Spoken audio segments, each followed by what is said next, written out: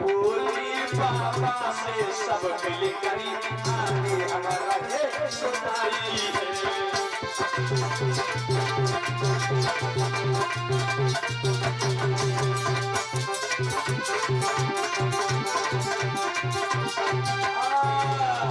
कस्तूरबा गांधी, कमला नेहरू समेत जितनी औरतें आज सब की सब परम पूज्य बाबा साहब जी के पास पहुंची। देखो लोगों झांकी में क्या हुआ।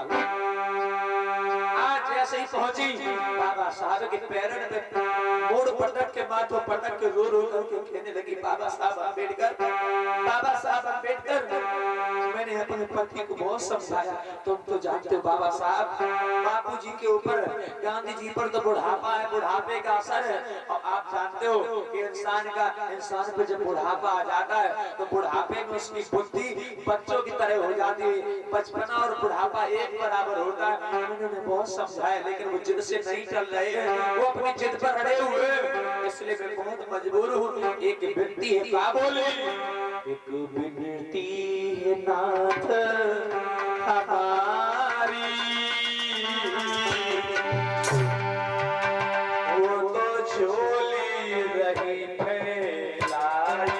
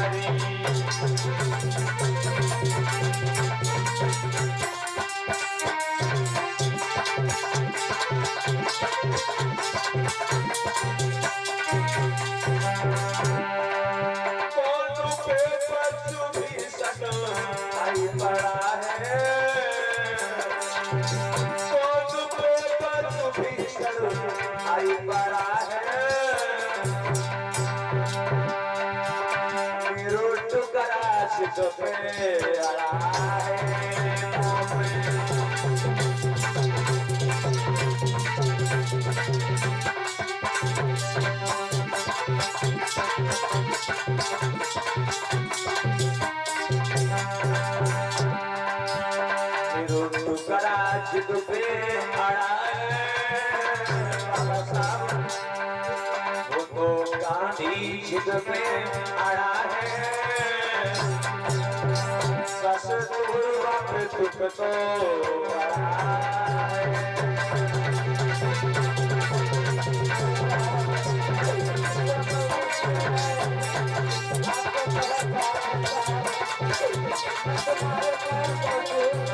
पूरी परम पूज्य बाबा साहब की, पूरी गुरुदेव भगवान की, अपने अपने माता पिता की, बोली परोख धाम की। आज कस्तूरबा गांधी देखो रो रो करके क्या बोली है बाबा साहब। अरे साहब, आप तो समझदार है साहब, मैं आपके सामने झोली फैलाती हूँ साहब, मान जाइए साहब, आप तो समझदार है। बाबा साहब कहने लगे, कस्तूरबा गांधी अपने आंसू व्यर्थ में मत बहाओ, मैं पिघलने वाला नहीं हूँ। मैं गांधी मरे तो मर जाए, लेकिन एक जान के बदले में मैं इतने दुखियों की जान को तबाह नहीं कर सकता। मैं इतने गरीबों की जान को उनकी जान के साथ में खिलवाड़ नहीं कर सकता। एक कस्तूरबा गांधी, तो जिद मत करो, तो मेरी बात मानो, यहाँ से वापस चली जाओ। आज कस्तूरबा गांधी आज रो रो करके बाबा साहब के चरणों में पड़ी है और अपनी झोली फैला करके अपने सुहाग के भीख मांग रही है। मान जाओ बाबा साहब, मान जाओ। क्या बोली जानते हो? बात मान जाओ बाबा साहब, ये दुखिया द्वारे आई।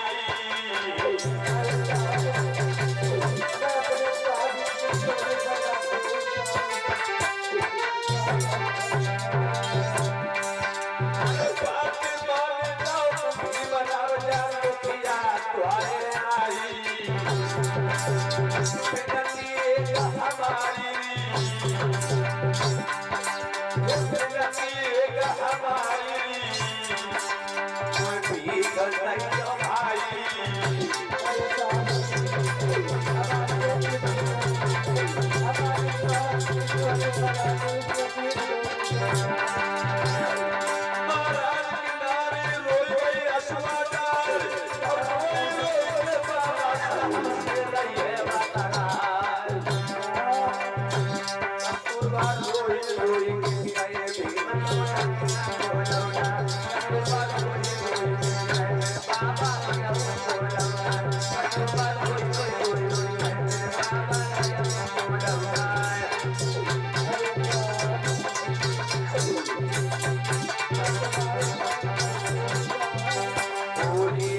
पूज बाबा साहब की जब बहुत रोई कस्तूरबा गांधी आज झोली को फैलाए, अपने दामन को फैलाए, बाबा साहब के चरणों में पड़ी है। बाबा साहब वो तो बड़े जिद पर अड़े, आप मान जाओ, आप दोनों के चलते वो जिद पर तोड़े, आमरण अनशन कर दिया। अगर आप ही मान जाओ नहीं तो वो तो टुकड़ा बनाओ टपक जाएगा। इसलिए बाबा साहब मेरी झोली में मेरे सुहाग के प्राण भीख में दान कर दो, स्वीकार करो। आज एक नहीं जितनी स्त्रियां गई सबने रो रो करके बाबा साहब से विनय की, तब बाबा साहब मजबूर हो गए। और जानते हो, और इधर बाबा साहब के पास एक नहीं अनेकों धमकियां भी आ रही हैं। क्या अंबेडकर, अगर गांधी को कुछ हो गया तो ये समझ लेना हम बस्तियों में आग लगवा देंगे। दूसरा फोन आता अंबेडकर, अगर गांधी को कुछ हो गया तो मैं जान से मार देंगे। फिर फोन आता अंबेडकर, अगर गांधी को कुछ हो गया हम तुम्हारी समाज को तहस नहस कर देंगे। फोन पर फोन बाबा साहब को फोन पर फोन धमकियां मिल रही है। और इधर कस्तूरबा गांधी बाबा साहब के चरणों में पड़ी। बाबा साहब आज बेबस हो गए, मजबूर हो गए।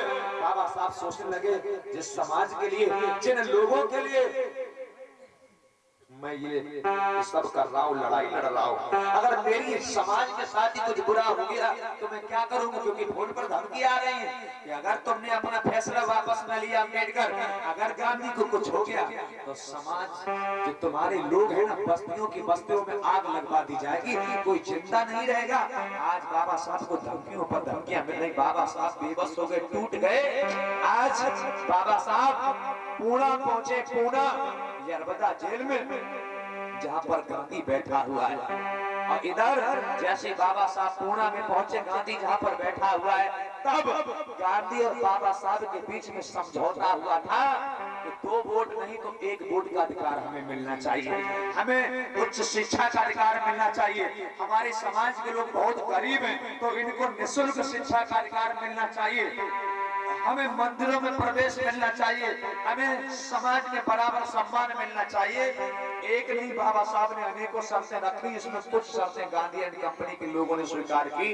तब पूना की धरती पर गांधी ने आमरण अनशन को तोड़ा था। कब? जब बाबा साहब ने 2 वोटों के अधिकार वाली बात को उसको वापस लिया। फिर भी शायद बड़ी मुसीबत के साथ बाबा साहब हमें तुम्हें 1 वोट का अधिकार दिलवा पाए।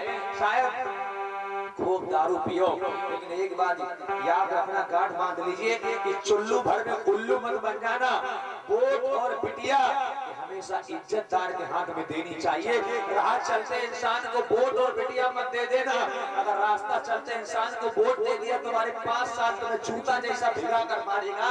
अगर रास्ता चलते इंसान को बिटिया तुमने दे दी तो जिंदगी भर तुम्हें खून के आंसू जैसे आप रोने पर मजबूर हो जाओगे। इसलिए रास्ते चलते को वोट और बिटिया मत दे देना, क्योंकि वोट और बिटिया जाने माने इज्जतदार इंसान को देना। बहनों, ये पूना में समझौता हुआ था जिसको पूना पैक्ट बनाम गांधी के नाम से जाना गया। ये पीछे दुकान लगी है, वहाँ पर एक बुक आई होगी, पूना पैक्ट बनाम गांधी। आप लोग उसका अध्ययन करें। ये आप लोगों के बीच में स्टॉल लगा हुआ, बड़ी अच्छी अच्छी किताबें आई, नए साल के कैलेंडर हैं, जिनके घरों के ऊपर झंडे लगे पंचशील के। वो लोग जरा एक बार हाथ ऊपर उठाओ, बताओ कमेटी वाले ने हाथ नहीं उठे। अब जब मालिक ही ढीलो बनेगा, कुछ गुड़ ढीलो को कुछ बढ़िया ढीलो।